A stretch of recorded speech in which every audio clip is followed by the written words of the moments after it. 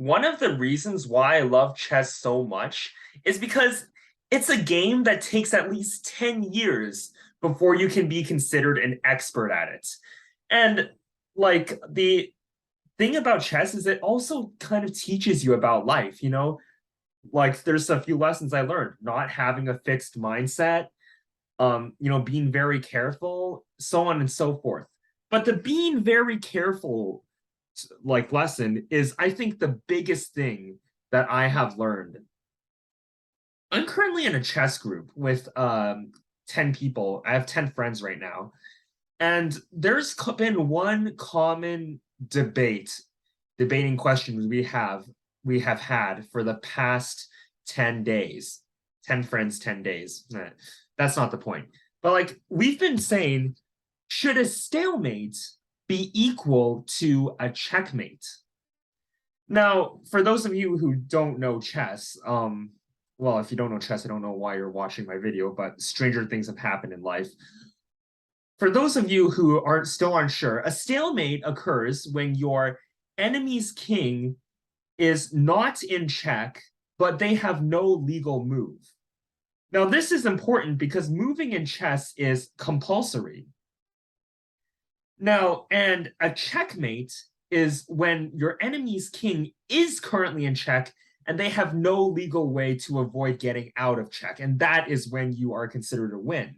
Now, we have been debating that a stalemate should be considered the same as a checkmate. And we've had so far it's been 5-5. Like there's 5 people who have thought yes and 5 people who have thought no. And so they were waiting for me. I waited about 3 minutes before I gave my final verdict, which is actually no. A stalemate should not be considered as a checkmate. And that was what our group verdict came to. I got a few unhappy faces, but yeah. First of all, believe me, I really can relate to the pain.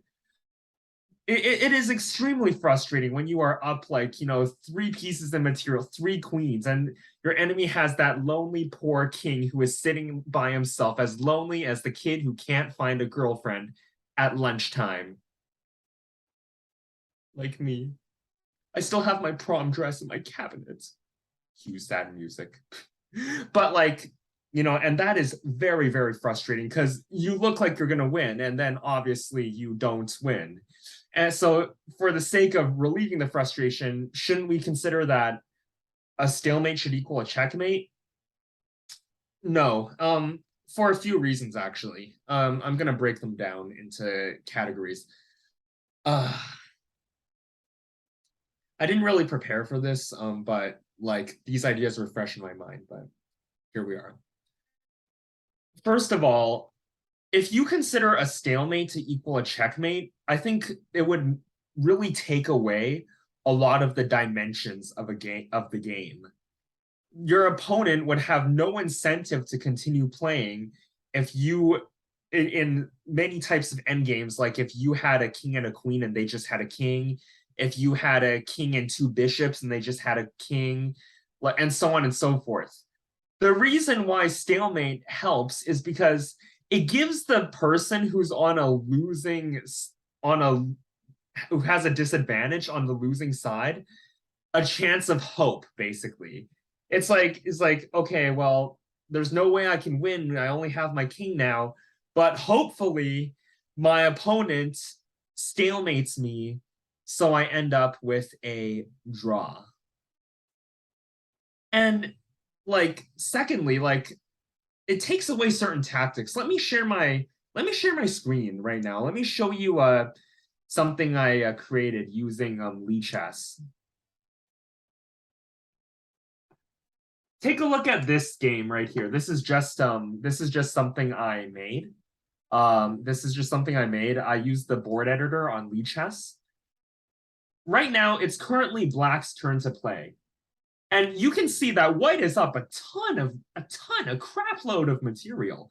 They are up, they could just easily move this pawn, and then they'd be up 1, 2, 3, 6, 9 points. Like almost the equivalent of a queen. A queen is worth 10 points. And okay, right now it's black's turn to play. If black does this, you take this, this game is considered a draw. It is a stalemate.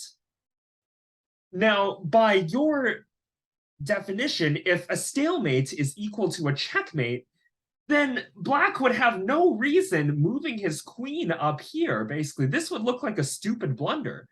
But because the stalemate is involved, this was actually a very, very, very good strategy by black to sacrifice his queen like this. If white is an unsuspecting noob, they just take the queen.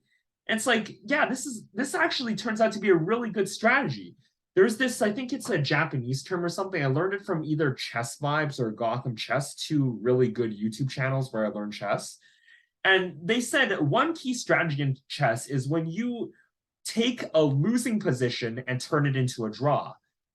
Stalemate is one of the ways. And yeah, so like, yeah, here, the game obviously should be a draw. If it was considered a win, then it was stupid of black to move his queen like that. Another example is right here. Let me show you this game. Right now, it's currently white to move.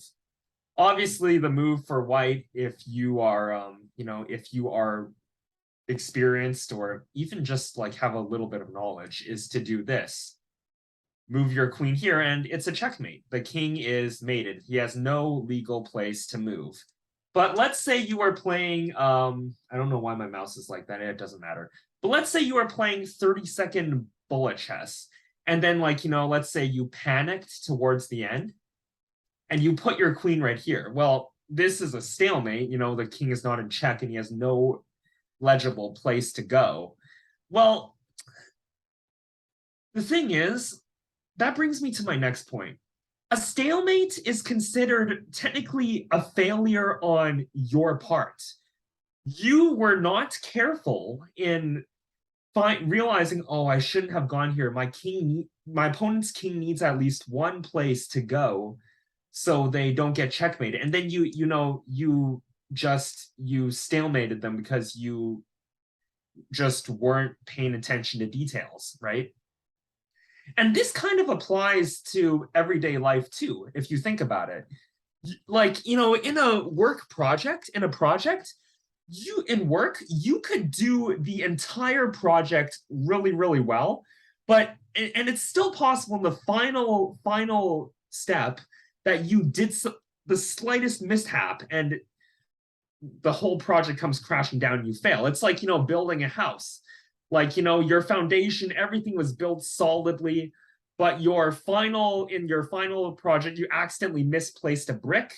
20 days later, the owner comes to live in the house and the brick comes falling on his head right where he's standing having his morning coffee. And he gets a concussion with 3rd-degree burns as the coffee is boiling lava hot. And yeah, you failed. And I actually have a real life example of this too, basically. I was watching season 2 of The Apprentice UK. There was where the host, Sir Alan, mentioned a story. Basically, like in the UK, like they had a project, a multi-million project deal that they were so close to finish on. And like all they had to do was deliver a package at a certain location by 5 p.m. But what happened was some idiot decided to stop for a cup of coffee at Starbucks and then delivered the package at 5:15. They never got that deal. Needless to say, the person who delivered the package is now off on his bike. Yeah, he got fired. But like you can see how they performed the entire project really well, but it came to that very last step. Well, chess applies to real life in that every detail is so important. A stalemate should not equal a win. So to conclude, it should not equal a win because one, it's a failure on the player on the winning side's part to notice the stalemate, one, and two, it would no two, it would create a lot less tactics, like that black queen I showed you deliberately sacrificing herself. And three, it would create a lot less incentives to play in endgames like king and queen versus queen, or king and two bishops versus king. So for those three reasons, stalemate should not equal checkmate. There's also one final thing I almost forgot to mention.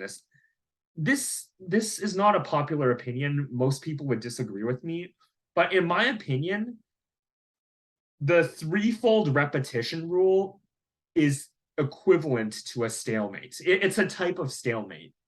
And it's like the losing side could do the threefold repetition if they were losing and then turn it into a draw. Yeah. So that is all I have for today's video. I'd love to stay, but for now, I gotta jump. I'll see you guys on the other side of the bridge. Catch you next time.